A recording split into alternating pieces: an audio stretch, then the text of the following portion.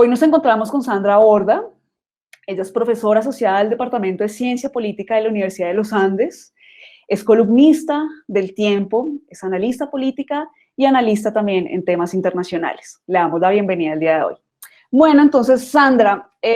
tenemos hoy un panorama mundial preocupante, desatado pues por la crisis del coronavirus. Tenemos más de 1.800.000 personas contagiadas alrededor del mundo. Tenemos más de 115.000 muertes registradas, ¿sí? De las que sepamos hasta hoy en día, casi medio millón de personas recuperadas, y hoy Estados Unidos se ha convertido en el principal foco de la pandemia, ¿sí? El número de muertes en este país ya supera al número de muertes en Italia, por supuesto ya supera el número de muertos en España, y sumados son aproximadamente más de 22.000 personas muertas en este país. La primera pregunta que te quiero hacer es, ¿qué es lo más grave del manejo de esta crisis en Estados Unidos? ¿Sí?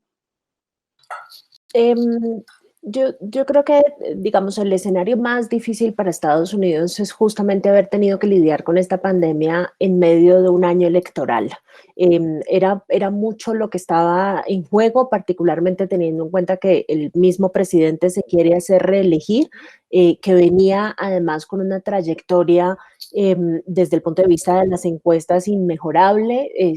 a pesar de que el proceso de recuperación económica de Estados Unidos había empezado a tener lugar y recuperación del empleo, sobre todo, que es la parte más importante, había empezado a tener lugar al final de la administración Obama, pues ciertamente se consolidó durante la administración Trump y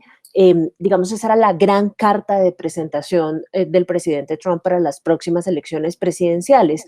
lo que quiere decir que el impacto económico que está teniendo la crisis y la pandemia en este momento en Estados Unidos, pues claramente va a terminar por tener un costo electoral enorme sobre la candidatura de Trump. Todavía no sabemos cuánto. Ahí digamos, los datos de las encuestas, todas apuntan a que la diferencia entre la preferencia política por Trump y la preferencia política por Biden se ha ido reduciendo lentamente, y que claramente pues la crisis ha golpeado muy duramente al gobierno, pero digamos hay que saber todavía qué pasa de aquí hasta noviembre, porque hacer una campaña virtual también va a tener muchos problemas para los demócratas, pero el punto es que digamos el impacto económico de la crisis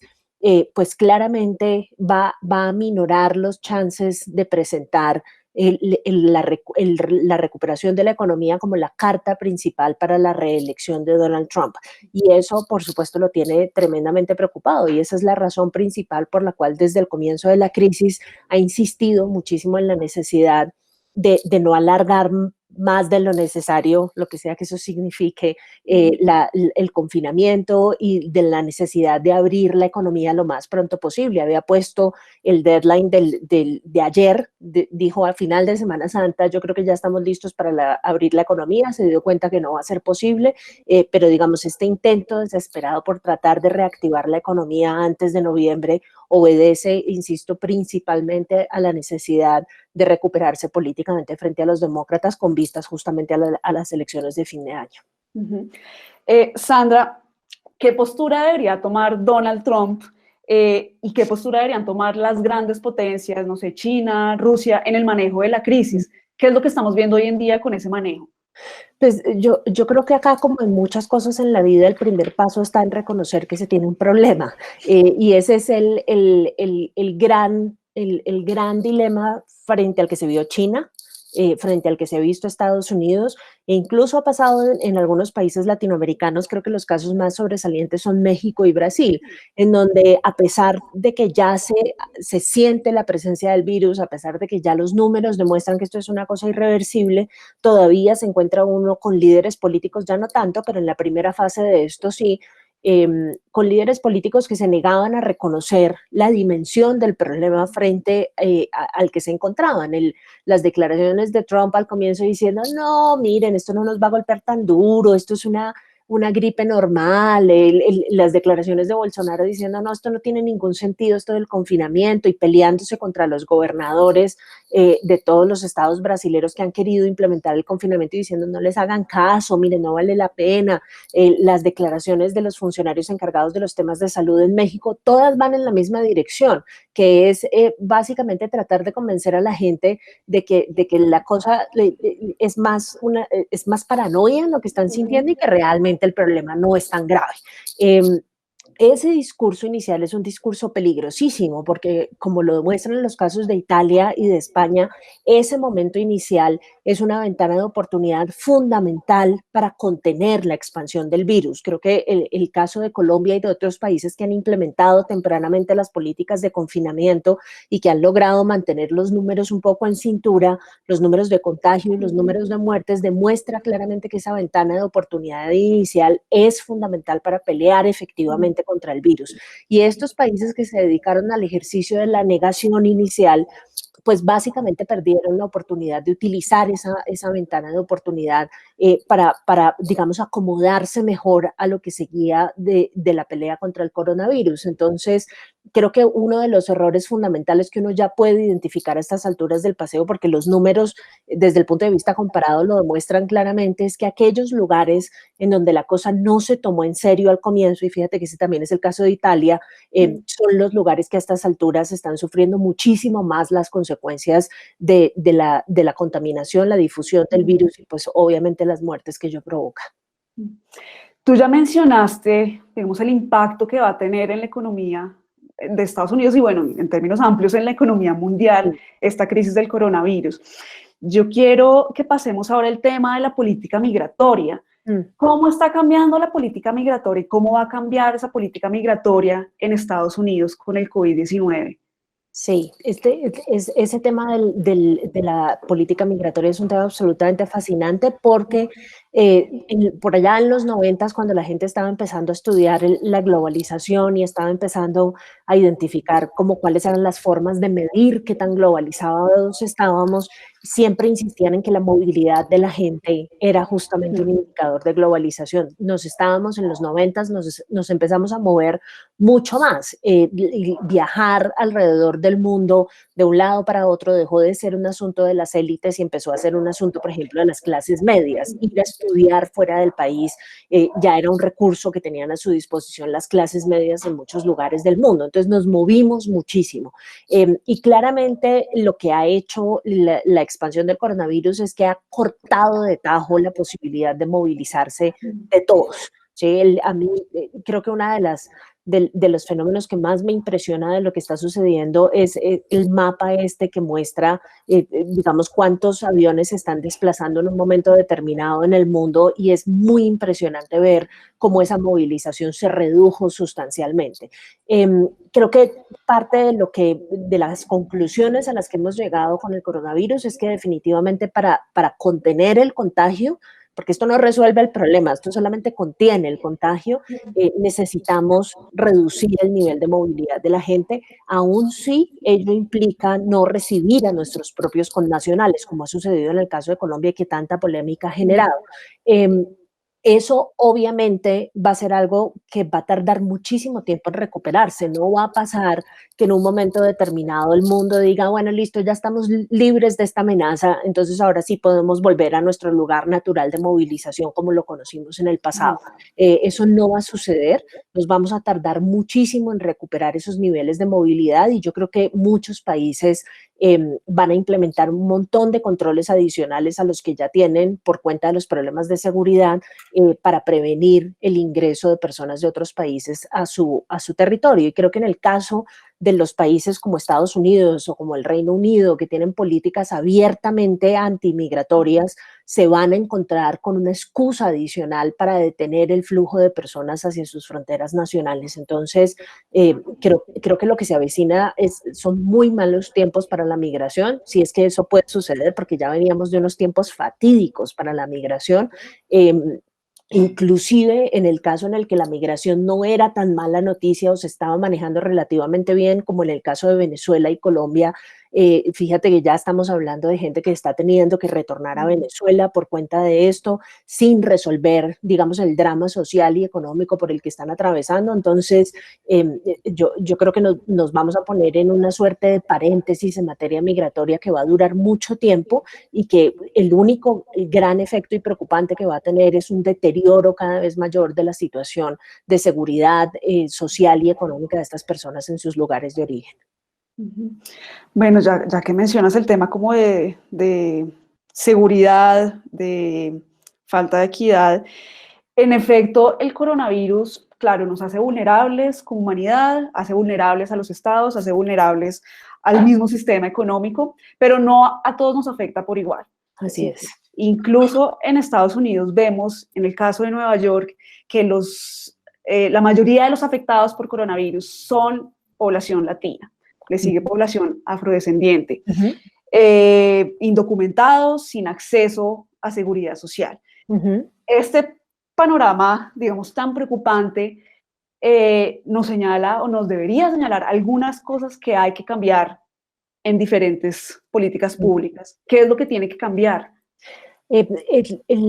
No por hacerme propaganda, pero justamente hoy escribí una columna en El Tiempo sobre ese tema, porque creo que en el caso de Estados Unidos se juntan dos fenómenos que siempre han estado muy vinculados y muy articulados. El caso de la situación de las minorías étnicas y el caso pues, de la población pobre estadounidense, que tristemente por cuenta de las políticas de segregación que todavía existen, básicamente son los mismos. Y se encuentra uno,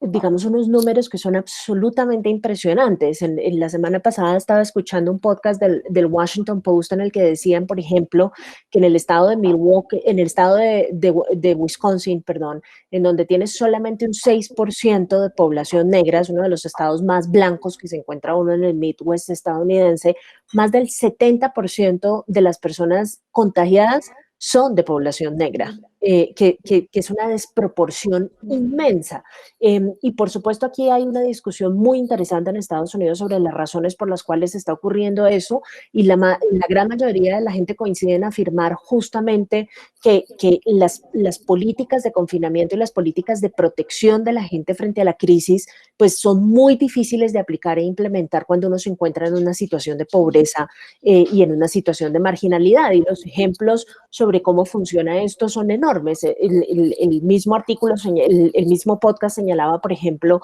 que estas personas son personas que en su gran mayoría no pueden hacer trabajo desde la casa. En épocas de coronavirus, hacer trabajo desde la casa se convirtió en un privilegio. Hay mucha gente que tiene que salir de su casa para trabajar. En el caso de la población afroamericana y de la población latina en Estados Unidos, la gran mayoría de ellos se desempeñan en sectores como el del transporte público, en sectores del cuidado y hospitales, en prestación de servicios que requiere que asistan a los lugares, y no solamente que asistan a los lugares, sino que además estén expuestos a una cantidad de gente enorme.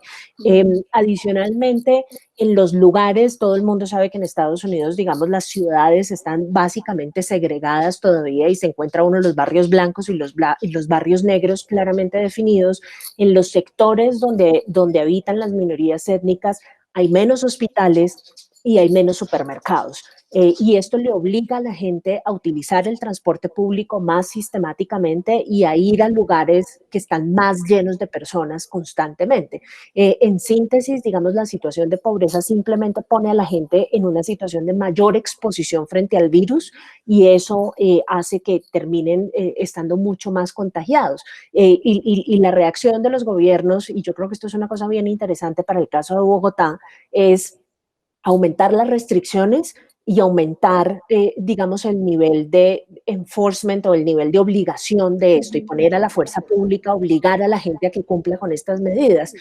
Cuando el gran problema que no hemos resuelto es cómo logramos que esta gente satisfaga sus necesidades básicas sin necesidad de salir de su casa. Ese es el problema que hay que resolver. Si ellos tuviesen la satisfacción de sus necesidades básicas sin necesidad de salir, no necesitaríamos a la policía en cada esquina obligándolos a que se estén en la casa, y no necesitaríamos medidas de restricción adicionales. Y para terminar este punto, en el caso de Estados Unidos, además, el problema adicional es que las minorías y particularmente la población afroamericana tiene una relación muy adversarial y muy difícil con la fuerza pública, que es la que está encargada de asegurar el confinamiento. Entonces, además, estamos multiplicando los escenarios de enfrentamiento entre la policía y las minorías étnicas que en la gran mayoría de los casos terminan muy mal. Entonces, es como si no solamente el coronavirus mismo, sino las políticas que hemos llegado a la conclusión son las que más sirven para contener la difusión del virus. Están no solamente, como dicen algunos, visibilizando los problemas de desigualdad, no, se están alimentando de los problemas de desigualdad y están profundizando los problemas de desigualdad a los que ya nos habíamos acostumbrado. Sandra, digamos ya en el tema electoral, para retomar ese asunto, ¿cómo se ha afectado y cómo se verán afectadas las elecciones en Estados Unidos con este tema del coronavirus? Esa es una gran pregunta y creo que el efecto se tiene que medir a nivel federal, es decir, a nivel nacional y también a nivel estatal, porque la gran particularidad que ha tenido este asunto, y yo creo que de eso Colombia también es un escenario interesante para observar, es que esto ha generado unas tensiones bien difíciles de resolver entre los gobernadores de los estados. Creo que el caso más elocuente en Estados Unidos es el caso del gobernador de Nueva York, que vive todos los días enfrentado con Donald Trump, y obviamente este nivel federal. Como es un tema tan distinto y tan particular, por ejemplo, a veces hay indefinición en a quién le toca hacer qué. Hoy, por ejemplo, estaba leyendo en el New York Times al gobernador del estado de Nueva York que está peleado con el alcalde de Nueva York, porque el alcalde de Nueva York, de la ciudad de Nueva York, dice, bueno, yo no voy a abrir los colegios todavía, es un peligro abrir los colegios en este momento, yo creo que me voy a ir hasta el final de año con los colegios cerrados y con la educación virtualizada, y el gobernador del estado de Nueva York me contesta, no, querido, si es que el que toma la decisión sobre cuándo se abren y se cierran los colegios soy yo. Entonces, hay un problema de competencias muy difícil de resolver y hay además, digamos, un gran cuestionamiento que todavía no se ha terminado de contestar sobre quién lo está haciendo mejor, ¿sí? Y quién está haciendo pagar a la sociedad menos costos en el ejercicio de lidiar y de responder a esta crisis. Entonces, y eso todavía no lo podemos contestar, porque en este momento uno puede decir, bueno, la gente que está a favor de los confinamientos duros e indefinidos, largos y demás, pues es gente a la que la gente aprecia porque le da la sensación de que está tratando de prevenir un contagio adicional y de prevenir más muertes, y pues eso nos parece bien por ahora. Pero como todavía no hemos mirado completamente cuáles son los efectos económicos que eso va a tener, todavía no les hemos empezado a cobrar como electorado, por ejemplo, la cantidad de gente desempleada que se va a quedar después de esta crisis. Muchos de ellos van a retornar a sus puestos después de la crisis y los van a recontratar, pero muchos de ellos no. En el caso de Estados Unidos, la cuestión es absolutamente impresionante porque la semana pasada tenían registradas 6 millones de personas que estaban reclamando nuevos beneficios por haberse quedado sin puesto durante las 3 últimas semanas solamente. O sea, esto no es acumulado toda la vida. Estos son 6 millones de personas que por la crisis del coronavirus se quedaron sin trabajo. Y esta semana ese número se duplicó. Entonces, digamos, la gran pregunta va a ser un poquito más largo plazo, no largo plazo indefinido, pero qué sé yo, a final de este año, ¿a qué conclusión va a llegar el electorado sobre cómo se manejó esta crisis? ¿Van a castigar a la gente que se demoró mucho en terminar los confinamientos y entonces consecuentemente tuvo un efecto terrible sobre la economía? ¿O más bien los van a apreciar por haber sido un poco más preventivos en su aproximación al problema y más bien van a castigar a aquellos que todo el tiempo estuvieron pensando en la reactivación económica y no tanto en los temas de salud pública? ¿Quién sabe? Sandra, digamos, ahora en el tema de las cifras, ¿le creemos a esas cifras? ¿Le creemos a las cifras que manejó China? ¿Le creemos a las cifras que maneja Estados Unidos? ¿Las cifras que se manejan en Italia, España? ¿Cuál es el problema con esas cifras? Pues yo soy mucho menos experta en eso, pero creo que lo que uno sí puede observar es que alrededor del mundo hay un gran signo de interrogación alrededor de esas cifras. parte del signo de interrogación surge, pues, única y exclusivamente el hecho de que la gran mayoría de esas cifras son cifras oficiales o gubernamentales y veníamos antes de esta crisis de un proceso de deterioro enorme de la credibilidad de las instituciones gubernamentales. Entonces, ya desde antes estábamos en el mood de no creerle a las instituciones gubernamentales, cosa que no nos beneficia mucho en una etapa como esta en la que necesitamos, digamos, un alto nivel de credibilidad de esas instituciones y de esas agencias. Pero además creo que es un fenómeno que por lo amplio y por lo nuevo también es muy difícil de medir. Entonces, pues en unos lugares el problema es que no podemos saber exactamente, y creo que esa es una crítica que también se ha usado mucho en el caso de Colombia, no podemos medir como con mucha rigurosidad los niveles de contaminación porque no tenemos suficientes pruebas. Entonces, si tenemos pocas pruebas, pues ¿cómo vamos a saber si la gente está contaminada o no está contaminada y en qué proporción lo están? Entonces, yo creo que eso le genera a la gente muchas dudas, pero creo que las cifras han sido útiles para provocar un efecto que me parece a mí que es positivo y es simple y sencillamente llevar a la gente a la conclusión de que esto es en serio y que no es un asunto de unos pocos, ni es una gripa común y corriente, sino que yo veo hoy a la gente pues en Colombia y alrededor del mundo con una claridad muy grande acerca de los riesgos terribles que entalla este tipo de virus y teniendo mucho cuidado. Claro, digamos, hay mucha discordancia. Uno en las redes sociales constantemente ve gente que está mirando con mucho cuidado los datos, que sabe de esta cosa de los datos y le genera preocupación, digamos, que las instituciones a veces estén sobre reportando, subreportando. Nadie lo está haciendo bien. Inclusive ayer mismo estaba viendo, alguien hacía una síntesis en Estados Unidos de cómo todos los hospitales y las universidades que construyeron modelos predictivos, por ejemplo, alrededor del número de camas que se necesitaban en los hospitales para lidiar con la crisis, o la dimensión del contagio, inclusive la dimensión de la cantidad de personas que iban a morir por cuenta de esto, hoy están diciendo, no, nos equivocamos, tal vez la cosa es menos. Estados Unidos la semana pasada estaba diciendo que tal vez iban a ser 100,000 personas las que iban a morir del virus, y hoy están retrotrayendo un poco la teoría, ya van como en 60,000 y pico. Entonces, nadie tiene una fórmula matemática perfecta para lidiar con esto, porque pues en una muy buena parte tampoco conocemos muy bien cuál es la dinámica de contagio de este virus particular, pero creo que, digamos, lo cierto es que todo el mundo está intentando hacerlo lo mejor posible, y lo importante es que esa información sirva para que la gente prevenga, tenga cuidado, se cuide.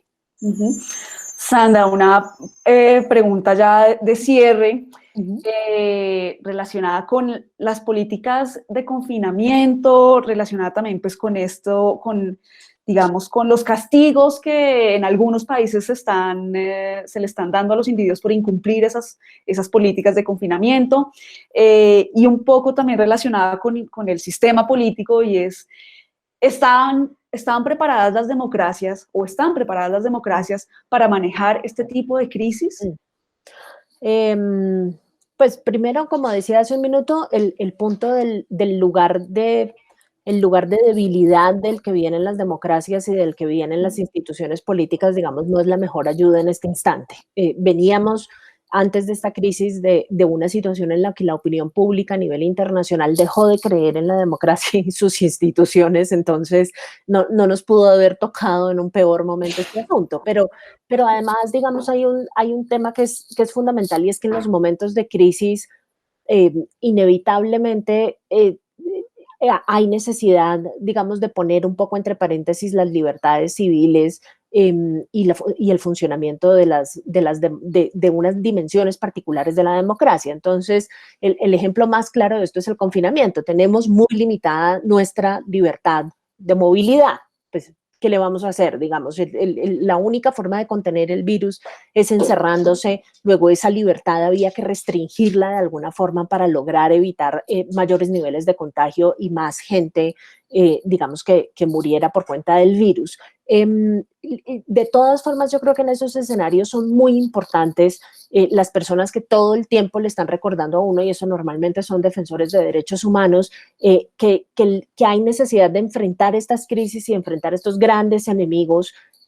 tratando a lo mínimo de reducir esas libertades civiles. ¿Sí? Eso es siempre importante recordarlo, porque es que si no, termina uno en un escenario que es muy peligroso y es un escenario en donde básicamente utiliza la crisis simplemente para darle rienda suelta al espíritu autoritario en todas sus dimensiones, y eso tampoco puede pasar. Entonces, claro, sí se hace necesario tomar decisiones más rápidas y por tanto el esquema de pesos y contrapesos de una democracia a veces se convierte en un problema, pero eso no quiere decir necesariamente que la solución sea agarrar y atribuirle todos los poderes posibles al presidente en un momento determinado y olvidarnos de los sistemas de pesos y contrapesos y del monitoreo que hace,